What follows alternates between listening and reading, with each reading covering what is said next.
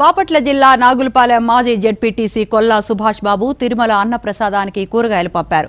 ముక్కోటి ఏకాదశి పర్వదినాన్ని పురస్కరించుకొని సుభాష్ బాబు కుటుంబ సభ్యులు ఒక రోజుకు సరిపడా 1,50,000 విలువైన 10,000 రూపాయలు కూరగాయలను సరఫరా చేశారు. జెడ్పీటీసీ సభ్యురాలు కొల్లా గంగాభవాని ద్వితీయ వర్ధంతి సందర్భంగా టీటీడీ దేవస్థానం నుండి వచ్చిన ప్రత్యేక వాహనంలో కూరగాయలు పంపినట్లు కొల్లా సుభాష్ బాబు అన్నారు.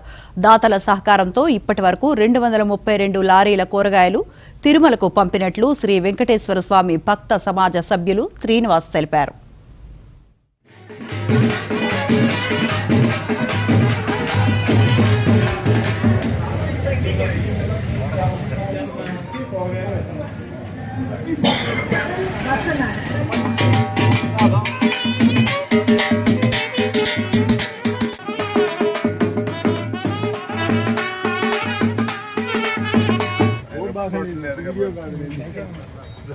I